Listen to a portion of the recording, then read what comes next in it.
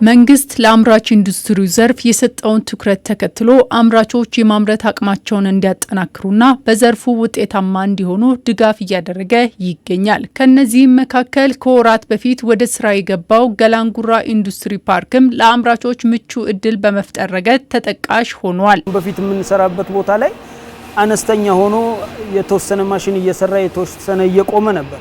አሁን ላይ ግን እዚህ ከገባን ጀምሮ እስከ 400 ኪሎዋት አግኝተን የትኛውንም ማሽን ተጠቅመን 24 ሰዓት እንድንሰራ እድሉ ተመቻችቶልናል እና ገላንጉራ የተሻለ ኢንዱስትሪ ፓርክ አሁን በፊት የነበረን 3 ላይ ነው። አሁን ላይ 6 ላይ ደርሰናል። ውስጥ በ50% ጨምረናል። ቀጣይ ደግሞ ክፍት ቦታዎች ስላሉ እነሱ ላይ እንሰራለን ብለን እናምናለን። እንደምታዩዋቸው ትልልቅ ማሽኖችና ጄኔሬተር የማያስነሳቸው ናቸው። በመብራት መቆራረጥ ምክንያት ብዙ የፕሮዳክሽን ድል ያጋጥመን ነበር። እዚህ ከመጣን በኋላ ግን መብራት ጠፍቶም አይቅም፣ ውሃም ኦኬ ነው። በዛ ላይ ደግሞ ሰራተኛ ማግኘት ራሱ ትልቅ ነገር ነው። እዚህ ከመጣን በኋላ ሰራተኞችንም በቀላሉ የምንፈልገውን ሰራተኛ እያገኘን ነው። ለዛም ደግሞ እናመሰግናለን። ለአምራቾች ምቹ ሁኔታን የፈጠረው ገላንጉራ ኢንዱስትሪ ፓርክ አምራቾች ምርቶቻቸውን በተሻለ የኢንዱስትሪ መንደር ውስጥ ማምረት እንዲችሉ ማስቻሉን ነግረውናል። በተለይም ፓርኩ ከዚህ ቀደም ከነበራቸው የማምረት አቅም በላይ እንዲያመርቱ የውጭ ተኪ ምርቶችን በስፋት ለሀገር ውስጥ ገበያ እንዲያቀርቡና ለዜጎች የስራ እድል እንዲፈጥሩ ትልቅ አስተዋጽኦ ማበርከቱን አንስተዋል። ይህን የመሰለ ማምረቻ ገንብቶ በሀገር ውስጥ አምራቾች የሀገር ውስጥ ምርት እንዲመረት በሰጠው ቅድሚያ እኛ ፕሮዳክቶችን ይዘን ወደዚህ ፓርክ ከገባን ጀምሮ ከፍተኛ የስራ እድልም ተፈጥሮልናል። እንደገናም ደግሞ ብዙ ሰራተኞችን ጨምረን እንድንሰራ ተመቻችቷል።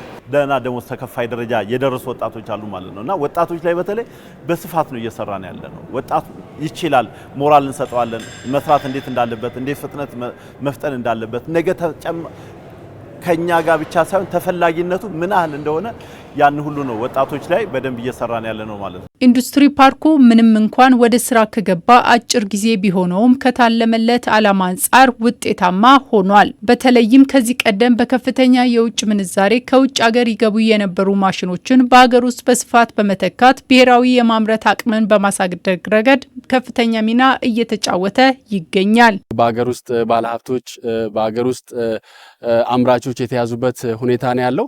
ይዞት ከተነሳው ዓላማ አንጻርም በተለይ ተኪ ምርት ላይ ከዚህ ቀደም በከፍተኛ የውጭ ምንዛሬ ከውጭ ሀገር ተገዝተው ይመጡ የነበሩ ምርቶችን እዚህ በሀገር እውቀት ማምረት እየተቻለ ያለበት ሁኔታ ነው ያለው።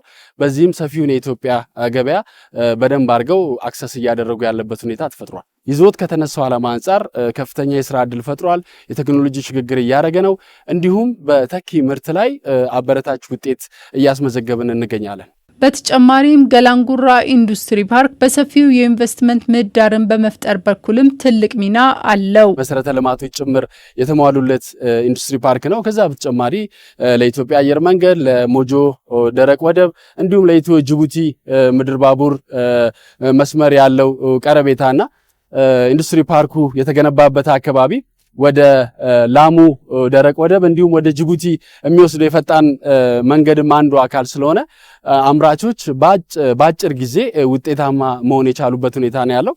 በቀጣይ ኢንዱስትሪ ፓርኩ የግብርና ምርቶችን የሚያቀነባብሩ የግብርና ኢንዱስትሪ ማዕከላትን አካቶ ወደ ስራ ለመግባት መታቀዱን ሰምተናል። አግሮ ፕሮሰሲንግ ላይ ወደዚህ ዘርፍ ለሚገቡ አምራቾችና አንቀሳቃሾች ምቹ ሁኔታ የሚፈጥር ይሆናል። በአጠቃላይ የከተማ አስተዳደሩ ከፍተኛ ድጋፍና ክትትል እያደረገለት ነው ያለው።